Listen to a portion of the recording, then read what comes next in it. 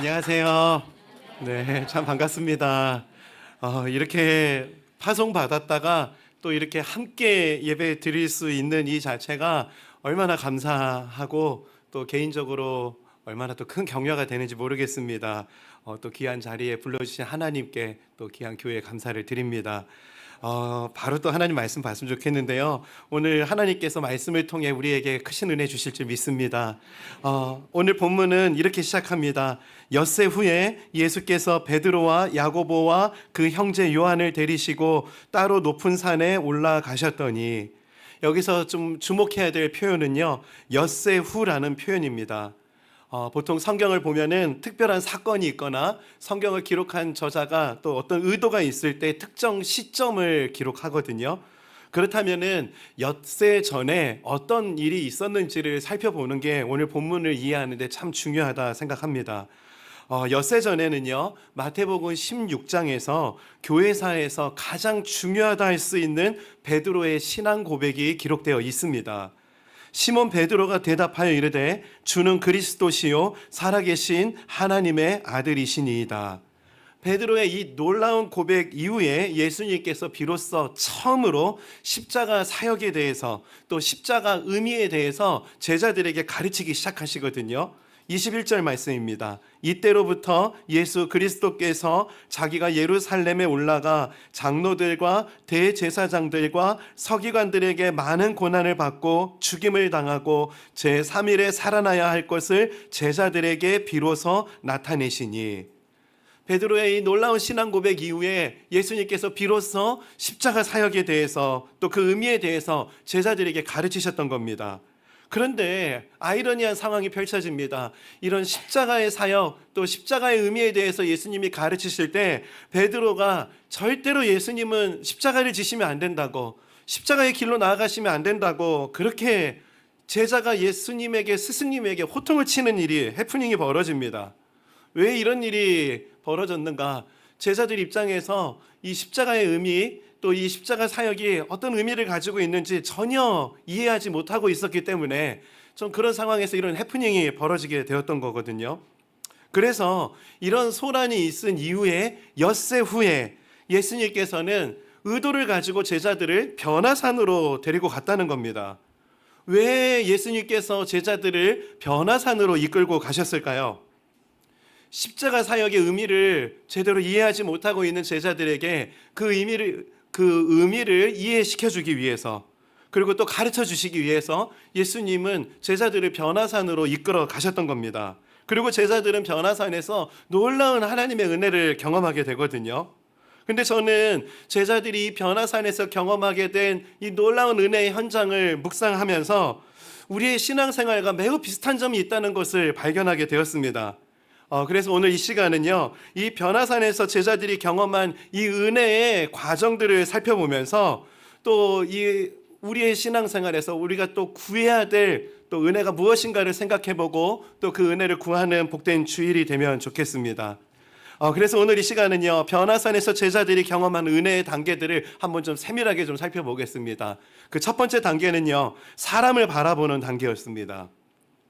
십자가 사역의 의미, 십자가의 의미를 가르치시기 위해서 예수님께서 제자들을 변화산으로 이끌고 가시거든요. 그리고 그곳에서 예수님께서는 교리를 가르치신 게 아니고 제자들이 처음으로 그런 의도를 가지고 제자들을 변화산으로 이끌어 가셨을 때 처음으로 제자들이 경험한 은혜는 좋은 롤 모델을 만나는 단계였습니다. 오늘 본문 3절 4절입니다. 그때에 모세와 엘리야가 예수와 더불어 말하는 것이 그들에게 보이거늘. 4절 다 함께 한번 읽어보겠습니다. 시작.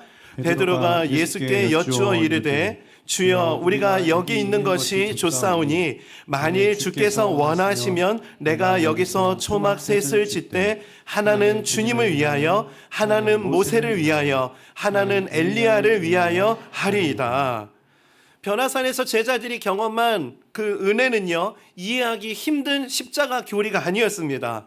율법을 대표하는 모세, 그리고 선지자를 대표하는 엘리야 같은 이런 좋은 롤 모델을 만나게 되는 만남의 축복을 누리는 것이 첫 번째 은혜였거든요.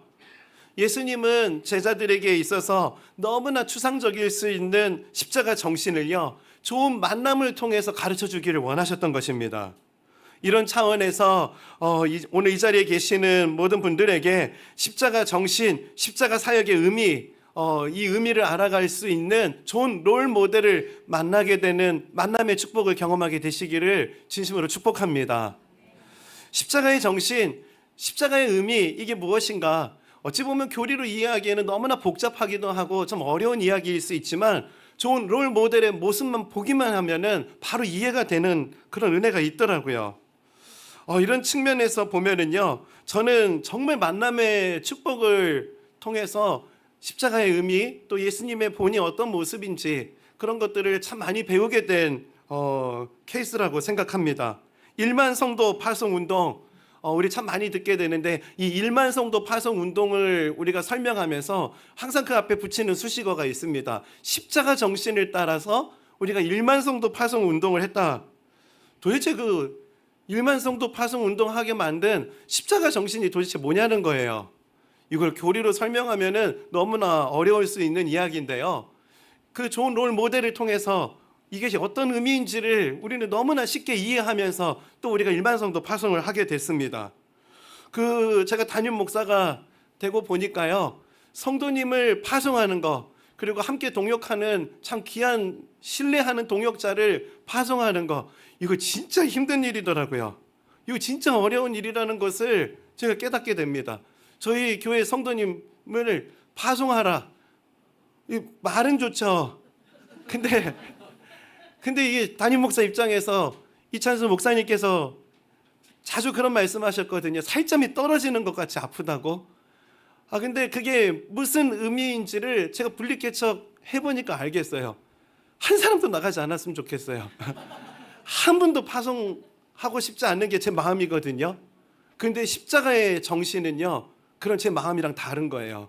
그리고 이 놀라운 은혜의 모습을 제가 목도하고 또 이런 십자가의 정신에 순종해서 또 파송하신 성도님들의 모습을 가까이에서 보면서 저는 십자가의 의미를, 십자가의 정신을 이해하는 게 그렇게 어렵지가 않았습니다. 또 이 1만 성도 파송 운동의 과정을 볼 때 철저히 하나님 뜻이 드러나는 그 과정이어야 된다. 그 마음을 가지고 인간의 생각, 인간의 의도가 개입되면 안 된다. 그런 마음을 저희 29 목사님들 또 이찬수 목사님 같이 이런 마음의 결의를 다지고요. 저희들이 그 선택한 방법이 뭐냐면은 제비뽑기였어요. 제비뽑기 한다 그러니까 얼마나 그 말은 좋죠. 근데 당사자가 돼서 그 뽑히는 대로 간다 그러니까요. 이게 얼마나 막연했는지 모릅니다. 사람의 생각이 개입되면 안 되고 인간의 의도가 개입되면 안 되고 철저히 하나님만 역사하고 하나님의 의도만이 드러나는 그게 무엇일까 하다가 인간의 생각들을 배제시키기 위해서 제비뽑기를 하자 그렇게 결정하고요. 제비뽑기를 했던 그 줌으로 모니터로 그 제비뽑기 하는 현장을 보고 있는 그때 순간은요, 얼마나 긴장되고 초조했는지 모릅니다. 한 분 한 분 뽑힐 때 그 줌 화면에 담긴 목사님들 표정을 아직도 그 생생하게 기억이 나고요. 그리고 제 순서가 돼서 제비뽑기를 했는데 이 나중에 보고 나니까 제가 뭐 과천부터 시작해서 안산까지 넓은 6개 시가 포함된 이쪽 지역으로 파송이 된 거거든요. 저는 그 전까지만 해도 하나님은 사람의 삶에 통전적으로 역사하시는 분이라고 전 그렇게 이해하고 있어서요. 저는 분당 우리 교회에 있을 때 저는 분당권 이 지역 교구만 사역을 했거든요. 그래서 저는 하나님이 제 인생에 이런 자연스러운 물길 같은 흐름을 놓고 보면은 저는 이쪽 분당 쪽 지역이 될 수도 있겠다. 그리고 또 기도하고 있었어요. 근데 이 제비를 뽑았는데 전혀 제가 섬겨본 적이 없는, 그리고 아는 분들이 없는 이쪽 지역으로 파송을 받게 되니까요. 그때는 아찔했습니다. 이 넓은 6개 시인데 이 6개 시에 어디로 교회가 세워져야 되는지 너무 막막하기만 하는 상황이었어요. 그리고 대안이 있는 것도 아니었습니다. 저랑 같이 훈련한 훈련생들이 꽤 있으시거든요. 근데 한 분도 안 계시는 거예요. 그러다 보니까 이 제비뽑기로 파송되었던 그때 그 처음의 순간도 정말 막막했고요. 그리고 지금은 저희 교회는 배경고등학교라는 학교에서 예배를 드리고 있는데 이 학교로 교회가 인도함을 받을 수 있는 것도 상상도 못하는 일이었습니다. 이 과정에서 얼마나 하나님이 놀라운 만남의 축복으로 일하셨는지를 날 새야 됩니다. 날 새야 돼. 제가 처음 배경고등학교를 알게 된 거, 저는 그 학교가 있는지도 몰랐어요. 종종 오해하시는 분이 계시더라고요. 그 학교에 유력한 누구를 알고 있어서 저희가 학교를 들어가게 됐다 하는데요, 철저하게 이거 하나님의 역사였습니다. 저는 이 학교를 들어보지도 못했고요. 이 분당권에 있는 한 성도님께서 또 우리 목사님 중에, 분당 우리 교회에 있을 때 목사님 중에 한 분에게 배경고등학교라는 학교를 저에게 찾아가 보라고 전화를 주셨던 거예요. 그래가지고 그 소식 듣고 막연하게 학교에 예배 드릴 수 있는지 문의를 드리려고 처음으로 가보게 됐거든요. 교실 한 2칸 정도 빌려서 예배를 드릴 수 있는지 문의 드리러 갔다가요, 제가 그날 또 잊을 수가 없습니다. 저 그날 완전히 날벼락을 맞은 날이었거든요. 막 들어가서 장소 문의를 하기도 전에 분당 우리 교회라는 교회에서 분리 개척을 하는데, 학교에서 교실 2칸 정도 장소를 하는데 뭐 교회에서 왔다고 목사 무슨 사기꾼 같은 인간이 왔어. 당장 내쫓아. 경찰 부르기 전에. 제가 지금 자세한 표현은 잘 못하겠는데, 그때 제 생전 태어나서 처음 들어본 욕도 들었고요. 복도가 쩌렁쩌렁 울릴 정도로 얼마나 날벼락을 봉변을 당했는지 모릅니다. 큰 잘못한 줄 알고 도망치듯이 왔고요. 학교는 뜻이 아니다. 이거는 이 정도까지 됐으면 이거 학교는 아니다. 그리고 이제 외곽 순환도로 타고 분당 우리 교회로 복귀할 때는요, 청심환 먹어야 될 정도였어요. 가슴이 얼마나 두근두근거리고 얼마나 다리가 떨리고 정말 당황스러웠는지 모릅니다. 그리고 들어와가지고 자리에 앉아 있는데 옆에 있는 목사님들이 제 표정이 안 좋으니까요, 좀 무슨 아프냐고, 무슨 일이 있냐고 물어보시면서 제가 이런 일을 겪고 왔다 그러니까 목사님들께서 막 위로해 주시면서 다들 모여보라고, 지금 점심시간이 다 됐는데 밥 먹기 전에 우리 배경고등학교에 혹시 옛날에 아는 동창이 있거나 아는 사람이 있으면은 좀 한번 찾아봐 주라고. 그래가지고 짧은 시간인데 목사님들이요, 그때 옛날 동창들까지 다 뒤져가지고 대학 동창 중에 아는 사람을, 배경고등학교에 아는 사람을 연결해 준 거예요. 그 시간이 저는 너무나 목사님들에게 큰 위로를 받는 시간이었고요. 그리고 또 목사님 중에 한 분은요, 가자고. 그리고 조 목사는 한번 날벼락을 맞았으니까 내가 같이 가주겠다고 해가지고 쉬는 월요일 날 목사님 한 분이 같이 동행해 주셔서 배경고등학교 관계자분과 첫 번째로 만날 수 있었습니다.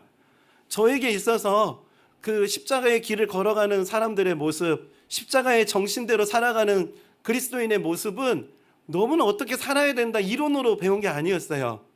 정말 힘들어하는 사람이 있을 때 그때 마음을 쏟아주고, 또 어려운 일이 있을 때 자기의 시간을 포기하고 또 같이 그 자리에 있어주고 하는 그런 일을 겪는 것을 통해서 십자가 의미를 가지고 십자가 정신을 붙잡고 살아가는 삶은 이런 거구나. 좋은 롤 모델을 통해서 제가 그런 분들과의 좋은 만남을 통해서 배울 수 있었던 겁니다. 저는 모태신앙이 아니거든요. 어릴 적에는 1년에 한두 번 교회를 가주는 정도였는데요. 고등학교 수련회 때 제가 예수님을 뜨겁게 만나서 제가 이제 목회자가 됐거든요. 그렇게 예수님 만나서 있던 모 교회를 떠나서 처음 이제 모 교회를 떠나서 사역하게 된 곳이 강남에 있는 사랑의 교회였어요. 당시에 저는 찬양 사역을 했는데요, 저 그곳에서 옥하는 목사님을 만날 수 있었습니다. 제자 훈련 목회 철학을 이론으로 배우기 전에요, 롤 모델을 만났던 거예요. 이것도 제 삶에 있어서 하나님 주신 너무나 큰 축복이었습니다. 사랑의 교회에서 첫 번째 교육자 수련회, 전 모태신앙이 아니니까 또 동네 교회에서는 교육자 수련회 이런 게 없었으니까 교육자 수련회도 사랑의 교회에서 처음 들어보는 용어였는데요, 당시 너무 제가 어리버리하고 그러니까 목사님들이 제가 놀리기 좋았나 봐요. 홍천 대명 비발디 파크를 간다 그랬는데 목사님들이 저한테 와서 그러셨어요. 그거 신식 기도원이라고. 그래가지고 제가 믿었거든요. 그래서 기도원 가니까 양복 입고 오고 기타도 가져오고 그리고 이제 기도 많이 할 준비하고 오라고. 그렇게 해가지고 교육자 수련회 당일날 왔는데 목사님들은 다 그 뭐 형광색 옷 입고 오고 막 그러고 오셨는데 저 혼자 양복을 입고 온 거예요. 그래가지고 그날 이제 종일 또 회의도 하고 또 예배도 드리고 그리고 저녁 자유 시간이 주어졌는데 이제 목사님들이 스키 타러 가시는데 저도 같이 갈 거냐 물어보시길래 한번 타보고 싶다고 해가지고 그날 저 양복 입고 스키 탔습니다. 근데 제가 무슨 말씀 드리려고 이 말씀을 드리냐면요, 하나님 정말로 정말 제 삶에 놀라운 일을 이루셨어요. 그때 그 양복 입고 스키 탄 일이요, 20년 뒤에 평촌 드림교회가 그 배경고등학교에 세워지게 되는 그 과정에서 그 학교 관계자의 마음을 열게 되는 스토리가 될 줄은 저는 꿈에도 상상을 못했던 일이었어요.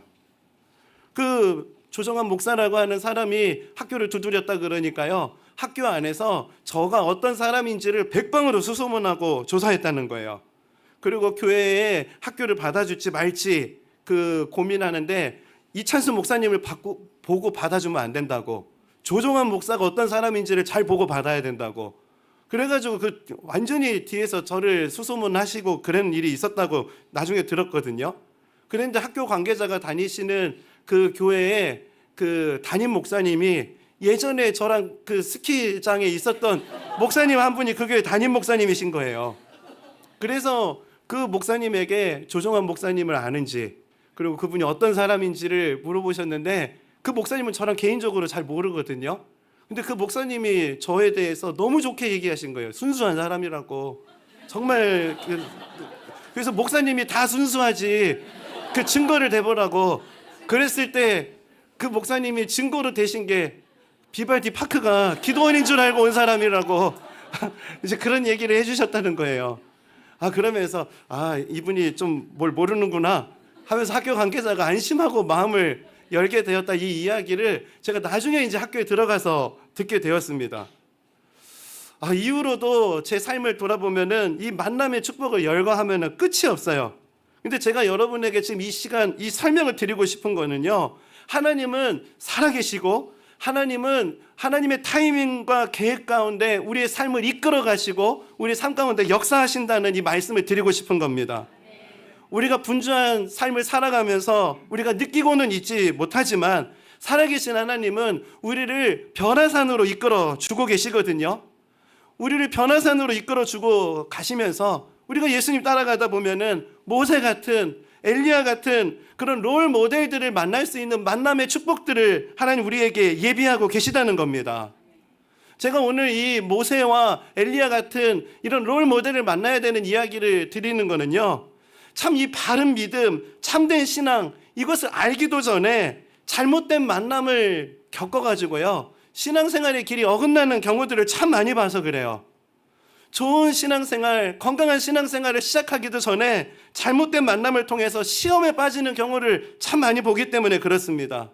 여러분, 그렇기 때문에 여러분 오늘 이 말씀을 가지고 기도 제목 삼으셨으면 좋겠어요. 우리의 신앙의 발걸음 가운데 십자가 정신을 볼 수 있고 또 드러낼 수 있는 그런 롤 모델이 될 수 있는 모세 같은 만남, 엘리야 같은 만남을 저의 삶에 허락해달라고, 오늘 우리가 주님 앞에 이런 복된 만남을 구하며 나아갈 때 하나님께서 그런 은혜를 우리 가운데 허락하여 주실 줄 믿습니다. 두 번째, 오늘 말씀을 통해서 보게 되는 것은 말씀의 영향을 받는 단계가 있더라는 거예요. 제자들이 모세, 엘리야 같은 이런 좋은 롤 모델을 만나서 막 감격하고 있고 바로 그 다음 단계를 진입하는데 그게 바로 5절 말씀입니다. 우리 5절 말씀 함께 한번 읽어보겠습니다. 시작. 말할 때에 호련히 빛난 구름이 그들을 덮으며 구름 속에서 소리가 나서 이르시되 이는 내 사랑하는 아들이요 내 기뻐하는 자니 너희는 그의 말을 들으라 하시는지라.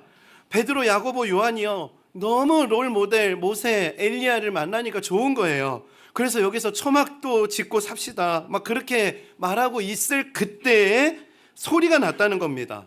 하나님의 말씀이 들려졌다는 거예요. 이게 우리에게 뭘 보여주는가? 우리가 좋은 롤 모델, 사람 보고 신앙생활하는 그 단계를 경험했다면은 다음 단계로 나아가야 된다는 거예요. 바로 말씀의 영향을 받는 단계로 나아가야 한다는 겁니다. 이거는 너무너무나 신앙생활하면서 중요합니다. 근데 말씀을 아는 단계가 아니라 말씀에 영향을 받는 이 단계로 나아가는 것은 너무너무나 중요해요.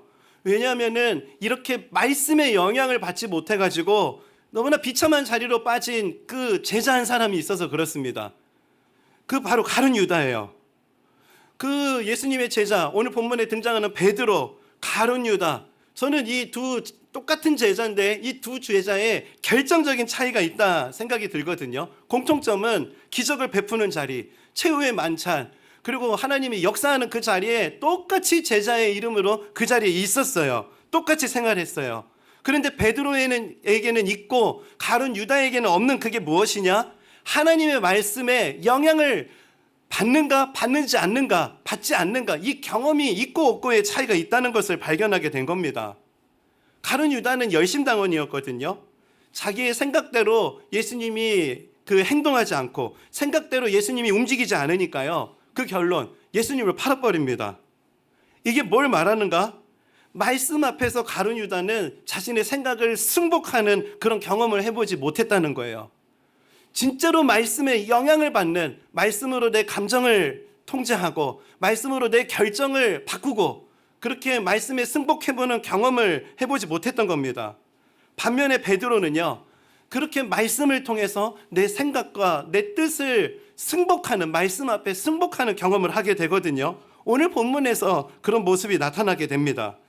베드로가 막 은혜 받자마자 여기 초막 셋, 여기 짓자 막 그러고 있거든요. 한번 4절 말씀 볼까요? 베드로가 예수께 여쭈어 이르되 주여 우리가 여기 있는 것이 좋사오니 만일 주께서 원하시면 내가 여기서 초막 셋을 짓되 하나는 주님을 위하여 하나는 모세를 위하여 하나는 엘리야를 위하여 하리이다. 여기 있는 게 좋다는 거예요. 여기에 초막 셋 짓자는 게 지금 베드로의 뜻입니다. 이 은혜 받고요, 막 거침없이 하나님 여기 예수님 여기다 초막 짓는 게 좋을 것 같습니다. 이렇게 표현하고 있거든요. 저는 지금 이런 베드로의 모습을 보면은요, 이런 모습이 오늘날의 교회 생활하면서도 낯설지가 않습니다. 교회 다니는 분들을 가만히 분석을 해보면은요, 은혜를 못 받는 것도 문제인데요, 은혜를 이상하게 받는 게 더 큰 문제입니다. 그 교회를 어렵게 만드는 분들을 가만히 분석해 보면은 그분들 중에 은혜를 모르는 사람이 없다는 거예요. 은혜 모르는 분 중에 교회 어렵게 하는 분 있던가요? 은혜 못 받는 사람이 없어요. 오히려 은혜를 모르고 은혜를 못 받는 분들은 겸손하십니다. 저 같은 사람이 뭐라고 막 하면서 겸손하신데 은혜를 잘못 받으면은요, 내가 변화산에서 은혜 받았는데 여기 초막 새 짓자고 내려가지 말자고 막 이런 상황이 실제 교회에서 벌어지면 진짜 혼란스럽습니다. 은혜를 받아도 말씀으로 내 생각이 바뀌지 않는 거, 은혜를 받는데 말씀이 아니라 모든 것을 자기 생각의 합리화의 수단으로 말씀을 도구 삼는 거, 이런 사람들이 은혜 받으면 진짜 골치 아파요. 지금 베드로가 딱 그런 상황이거든요. 은혜 받고 엉뚱한 얘기하고 있는 거예요. 여기도 초막 새 짓자고 그렇게 이야기하고 있을 때 하나님께서 그런 베드로의 말을 끊으시면서 베드로를 교정시켜 주십니다. 5절 말씀 우리 함께 한번 읽어보겠습니다. 시작. 말할 때 호련히 빛난 구름이 그들을 덮으며 구름 속에서 소리가 나서 이르시되 이는 내 사랑하는 아들이요 내 기뻐하는 자니 너희는 그의 말을 들으라 하시는지라. 이 말씀이 들려지고 나니까요, 베드로가 급변해요. 너희는 그의 말을 들으라. 베드로가 말하고 있던 베드로의 생각이 말씀으로 통제받기 시작하고 말씀이 들려지기 시작하니까 어떤 모습으로 바뀌는가? 6절입니다. 제자들이 듣고 엎드려 심히 두려워하니. 여러분, 말씀을 듣고 말씀에 영향을 받는다. 여러분, 그거 어떻게 증명할 수 있을까요? 내가 말씀을 알고 있고 말씀에 영향받고 있어요. 그거 어떻게 증명될 수 있습니까? 말씀에 영향을 받고 있는 것은요, 영향을 받는다면은 자연스럽게 하나님을 경외하는 태도로 연결된다는 거예요. 오늘 제자들 베드로, 하나님의 말씀이 들려지기 시작하니까요, 너희는 그의 말을 들으라 하니까 그 자리에 엎드리고 하나님을 경외하는 모습으로 그들의 태도가 변화되더라는 거예요. 교회 안에서 말씀의 지식은 많아지고 있는데 하나님을 경외하는 태도가 보이지 않는다. 오늘 이 시간 하나님 앞에 말씀에 영향받기를 하나님 앞에 사모하며 이 은혜를 구하시기 바랍니다. 제가 3년 전에 있었던 일입니다. 이제 분리개척 나갔는데 저희 애들이 아빠만 가라는 거예요. 이찬수 목사님은 다 자발적으로 선택하라고 그랬는데 아빠만 가고 엄마랑 우리는 여기 분당 우리 교회 다닐 테니까 아빠만 가서 하시라고 막 이제 가족 회의를 하는데 애들이 그래가지고요. 이제 저희 아내랑 이제 회의를 하다가 교회 근처에 서울대공원도 있고 서울랜드도 있고 그러거든요. 그래서 교회 주변에 이렇게 좋은 데가 많아 이런 것들을 아이들한테 좀 보여주면서 아이들의 마음을 좀 살려고 저희들이 참 애를 많이 썼습니다. 그래서 아이들이랑 같이 월요일이면 시간 되면은 서울대공원도 가고 과학관도 가고 그다음에 서울랜드도 가고 막 그렇게 월요일에 가가지고 바로 옆에가 우리 평촌 드림교회가 있다고 막 그러면서 애들 마음 막 설득하고 그랬거든요. 그러던 어느 날이에요. 이제 저녁에 이제 과천에서 이 분당으로 이제 제가 1년은 분당에 살았거든요. 그래서 분당으로 넘어오는데 판교에서 이 고개를 넘어오는 길입니다. 근데 제 옆에 있는 차들이 막 비틀비틀 거리고 있는 상황이었어요. 그래서 이게 음주운전인가? 왜 운전을 저렇게 하시지? 그러고 생각하는 그 순간 제 바로 앞으로 야생 고라니 한 마리가 뛰어드는 거예요. 너무 놀래가지고 막 차에 있던 막 이러면서 막 급브레이크 밟고 그렇게 차를 간신히 멈췄는데요. 이게 고라니하고 그래서 제 차가 이게 추돌하는 사고가 났습니다. 고라니도 놀래가지고 고라니 괜찮냐 했는데 고라니가 놀래가지고 산으로 막 도망가고 고라니 살았다 막 그러고 이제 나와서 차를 보니까 이 차가 이 앞에 많이 손상이 된 거예요. 그래가지고 이제 보험 회사에 전화를 드렸거든요. 이제 밤이 깊은 시간이고 그런 상황에서 이제 그 컴컴한 데에서 그렇게 고라니가 나와서 사고 났으니까 막 가슴도 두근거리고 이게 어떻게 되나 했어요. 근데 보험회사 직원이 너무 친절하게 그러는 거예요. 고객님 다친 데는 없으시냐고. 지금 차 몇 명 탔냐고. 몇 명 탔는데 다 괜찮은 것 같다고. 너무 다행이라고. 그리고 차는 공업사로 우리가 맡겨드릴 테니까 고객님은 신경 쓰지 마시라고. 막 이제 그렇게 위로를 받고요. 너무 감사했어요. 그리고 다음날 아침이 됐는데요. 또 전화가 온 거예요. 몸은 괜찮냐고. 원래 사고 다음날 되면 몸이 좀 아픈 일이 있는데 괜찮으세요? 괜찮습니다. 가족들은 괜찮으세요? 저희 애들도 괜찮아요. 근데 너무 따뜻하게 하셔가지고 제가 너무 위로가 되고 마음으로는 혹시 교회 다니세요? 이런 질문을 하고 싶을 정도로 너무 따뜻하시고 너무 친절하신 거예요. 그렇게 한참을 이제 그렇게 그 가이드를 해주시고요. 이제 전화를 끊기 전인데 이분이 이러시는 얘기를 하는 겁니다. 근데 한 가지 부탁이 있다는 거예요. 이제 전화를 끊으면은 이제 센터에서 전화가 올 거라는 거예요. 그래서 가장 친절했다 평가를 해주세요. 1번을 눌러주시라고. 이제 그 얘기를 듣는 순간 기분이 묘한 거예요. 이거 어젯밤부터 이분이 나에게 친절했던 이유는 뭐지? 이게 센터에서 걸려올 전화 때문에 이렇게 하셨던 건가? 이러면서 이제 전화를 끊는데요. 저에게 있었던 이 상황이요. 그때 참 제가 많은 것을 생각하고 돌아보게 만드는 계기가 됐습니다. 오늘날 교회를 또 저는 목회자니까 바로 이런 일을 겪으면 교회를 떠올리거든요. 근데 오늘날 교회의 안타까운 점이 뭐냐? 하나님께 영향받는 그리스도인이 생각보다 적어요. 하나님을 의식하지 않고 신앙생활 하시는 분들이 생각보다 많은 거예요. 보험회사 직원분도 본사에서 걸려올 전화를 의식하면서 오늘 통화하는 그 사람에게 친절할 수 있다면은 우리는 살아계신 하나님을 믿는다고 하는데 살아계신 하나님, 살아계신다고 하는데 그분을 의식하고 살아계신 하나님에게 우리가 영향을 받는다면은 자연스럽게 우리의 삶의 태도도 달라져야 되는 거 아니겠습니까? 저는 그런 질문이 들었던 거예요. 이런 측면에서 우리가 구해야 되는 게 있습니다. 우리가 사람을 만나서 만남의 축복을 누리는 단계뿐만이 아니라 우리가 자꾸 하나님께 영향을 받는 단계로 우리의 신앙이 나아가야 돼요. 말씀에 영향을 받는 자리로 나아가는 그런 결단이 오늘 예배 가운데 일어났으면 좋겠습니다. 하나님께 영향을 받는 거, 내가 말씀에 영향을 받는 거, 이거는 어떤 것으로 증명되는가? 하나님을 경외하는 태도로 증명될 수 있다. 그래서 오늘 예배하는 분당 하나교회 성도님들이 하나님께 영향을 받는 성도님들 되시길 바랍니다. 그리고 그 하나님께 영향받는 게 하나님을 경외하는 태도로, 여러분의 삶으로 그런 모습이 나타나는 은혜가 있기를 주님의 이름으로 축복합니다. 마지막으로 세 번째는 오직 예수님만 바라보는 단계로 진입하더라는 겁니다. 오늘 본문 8절 말씀 우리 다 함께 한번 읽어볼까요? 함께 읽겠습니다. 시작. 제자들이 눈을 들고 보매 오직 예수 외에는 아무도 보이지 아니하더라. 오직 예수 외에는 아무도 보이지 않게 되는 단계가 됐다는 거예요. 여러분, 신앙이 성장하고 있다. 이게 뭘로 우리가 보여줄 수 있을까요? 이게 우리의 신앙생활의 원리와 똑같더라고요. 처음에는 교회에 오면 사람이 보입니다. 목사님 얼굴이 보이고 봉사하시는 분들의 모습이 보이고 그런 모습에 영향을 받는 단계가 있거든요. 그러다가 나중에 말씀이 들리기 시작하고 말씀에 영향을 받는 단계로 또 진입을 하게 됩니다. 그리고 신앙이 또 성장하게 되면은요, 오직 예수님만 보이는 단계, 오직 예수님만 보이는 단계, 이 은혜의 자리까지 나아가게 되더라는 거예요. 이게 무슨 의미인가? 이거를 고민하다가 제가 문득 찬양 한 곡이 생각났거든요. 찬송가 288장입니다. 예수를 나의 구주 삼고라는 찬양인데요. 3절 이 고백에 이 많은 게 담겨 있어요.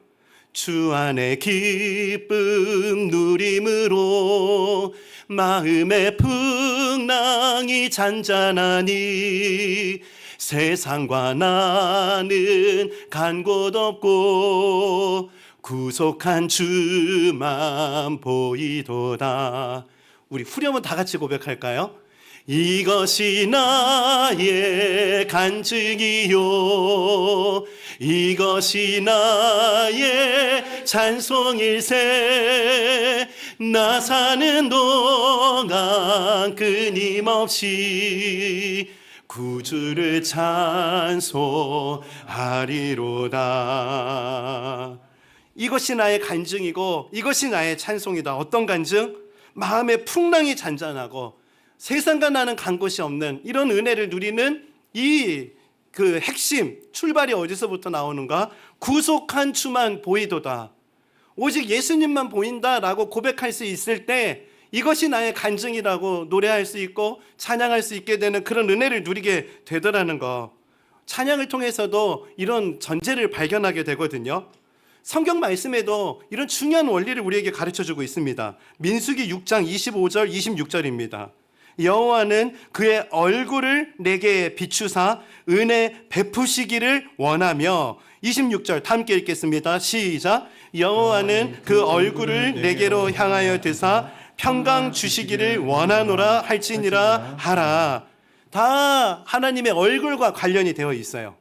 하나님의 얼굴을 통해서 우리에게 은혜와 평강이 주어진다는 약속을 하고 있는 겁니다.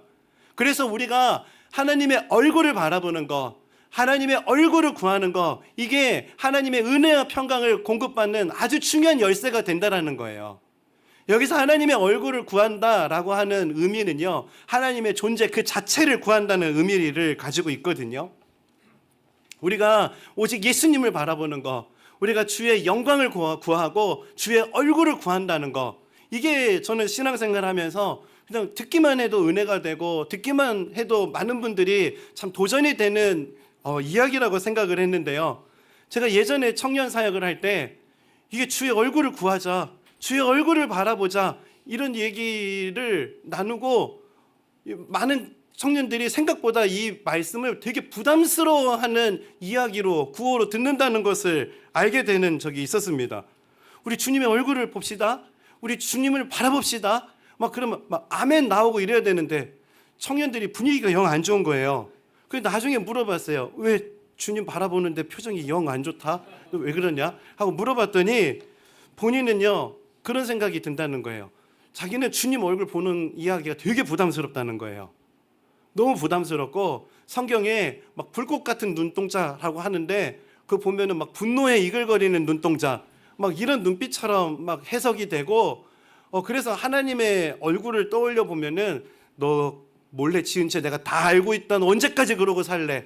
막 하면서 막 인상 쓰고 있고 실망하고 계시는 예수님의 얼굴 표정이 눈에 마주칠 것 같아가지고 자기는 그 예수님 얼굴 바라보라고 자꾸 하는 거 너무 부담스럽다는 거예요. 이제 그런 얘기를 들으면서 그때 청년들이 하나님에 대해서 너무 많이 오해를 하고 있구나, 이것을 좀 알게 됐습니다. 오늘 여러분은 좀 어떠세요? 우리 주님 바라봅시다, 주님 얼굴을 바라봅시다 할 때 여러분이 바라보고 싶은, 바라보게 될 주님의 얼굴 표정은 어떤 모습이세요? 고개 숙여라, 눈 깔아라, 어디 감히, 막 이런 예수님으로 여러분 그렇게 예수님을 알고 계세요? 네 지난번에 그렇게 몰래 죄 짓고 지금 그렇게 눈을 들고 나를 보니, 그런 모습으로 여러분을 보실 거라고 생각하세요? 주님만 바라보자라고 할 때 우리 주님은 우리를 그렇게 보지 않으신다는 것을 우리가 자꾸 알고 경험해야 한다는 거예요. 하나님은 사랑이시거든요. 우리를 사랑하시되 끝까지 사랑하시는 사랑 그 자체이십니다. 우리는 비록 연약해서 넘어지는 상황이 있다 할지라도 사랑 그 자체이신 하나님을 바라보기 시작할 때 그 주님으로부터 부어지는 은혜, 그 주님으로부터 부어지는 평강이 우리에게 주어질 수 있다는 거예요. 신앙생활을 하면서 받는 은혜가, 우리가 이런 은혜가 우리에게 얼마나 힘이 되는지 모릅니다. 오늘 예배하는 가운데 여러분을 바라보시는 예수님의 모습이요, 여러분의 생각과 다르다는 것을 발견하게 되는 그런 은혜의 깨달음이 있으시기를 바랍니다. 제가 오늘 이 예수님을 바라보는 모습, 이런 모습을 어떻게 좀 잘 표현할 수 있을까 고민하다가요, 영상 하나를 좀 찾게 됐는데요. 좀 오늘 이 말씀의 흐름을 생각하면서 우리 짧은 영상인데 영상을 잠깐 한번 보도록 하겠습니다. 시각벼랑의 한음이 도전. 맞은편에 엄마를 바라보는 한음이. 이때 웃음기 없는 표정으로 한음이를 바라보는 엄마. 몇 걸음 채 가지 못했는데 자신의 키보다도 높아 보이는 낭떠러지에 깜짝 놀란 모습. 어쩔 줄 모르는 한음이 엄마에게 간절한 눈빛을 보내지만 되돌아오는 것은 엄마의 싸늘한 표정뿐. 무심한 엄마의 행동에 결국 시각벼랑을 건너지 못하고 제자리로 다시 돌아갔다. 연우에 이어 한음이 역시 시각벼랑을 건너지 못하고 포기. 아이들은 무표정한 엄마의 얼굴을 보는 즉시 제자리로 돌아갔다. 심리학적으로는 거울 이미지 효과라고도 하고요. 부모의 그런 부정적인 감정이나 태도가 아이들한테 결국엔 대물림되고 전달될 수도 있는 그런 효과를 가진다고 보시면 될 것 같아요. 그렇다면 반대로 엄마가 편안하게 웃는 표정을 짓는다면 아이들은 어떨까? 조금 전 실험과는 달리 한박 웃음을 짓고 있는 엄마. 엄마의 행복한 미소를 보자 덩달아 기분이 좋아진 연우. 그러나 이때 연우의 눈앞에 보인 것은 시각벼랑을 건너기 전 물끄러미 엄마의 얼굴을 바라보는데 엄마의 환한 표정을 확인하자마자 거침없이 앞으로 돌진하는 연우. 야, 이거 감동적이다. 미소 짓고 있는 엄마를 보자 한 채 망설임도 없이 그대로 직진. 엄마의 웃음 덕에 무서웠던 시각벼랑을 용감하게 통과. 엄마의 표정 변화로 확실하게 알 수 있었던 연우의 달라진 반응. 자, 여기까지 좀 보도록 하겠습니다. 여러분, 이 영상을 보시면서 좀 어떠셨어요? 저는 저 아이의 모습이 영상을 보는데 제가 정말 울컥했습니다. 저 아이의 모습이 제 모습 같았거든요. 일반 성도 파송으로 참 이 나가는 상황에서 맞닥뜨려야 되는 것은 장애물, 길이 없는, 길이 끊어지는 상황들, 이런 상황들을 마주하게 될 때가 정말 많았거든요. 그런데 그럴 때마다 그 어려운 상황들을 한 걸음 더 내딛어서 갈 수 있게 만드는 원동력은요, 오직 예수 외에는 아무도 보이지 아니하더라. 이 은혜가 무엇인지를 발견했을 때, 하나님이 나를 부르셨고 또 하나님 나를 보내셨고 여전히 넘어지고 또 실패할 수밖에 없는 내 모습이지만, 그런 나를 하나님이 어떤 모습으로 바라보고 계시는지를 발견하고 깨닫기 시작할 때 눈앞에 장애물이 있지만 한 걸음 한 걸음 나아갈 수 있는 그 힘이 저에게 주어진다는 것을 경험하게 됐어요. 오늘 예배하는 성도님들의 삶에도 이런 은혜가 있으시기를 주님의 이름으로 축복합니다. 오직 예수님만 바라본다고 여러분 장애물이 사라지는 거 아니거든요. 장애물 여전히 있어요. 여전히 장애물이 있습니다. 하지만 오늘 우리의 삶에 장애물이 나타날 때 그때 우리 예수님 얼굴 바라보면은 그 장애물 위를 걸어갈 수 있다는 이 말씀을 여러분들에게 좀 드리고 싶은 거예요. 여러분 삶에 장애물이 나타날 때 여러분 무엇을 바라보십니까? 여러분 무엇을 붙잡으십니까?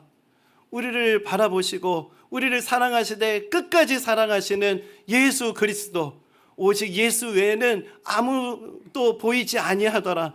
이 은혜가 무엇인지를 알고 고백하고 또 그 주님을 바라볼 때 주어지는 은혜와 평강으로 이 땅을 살아가게 되시는 분당 하나교회 성도님들 되시기를 주님의 이름으로 축복합니다.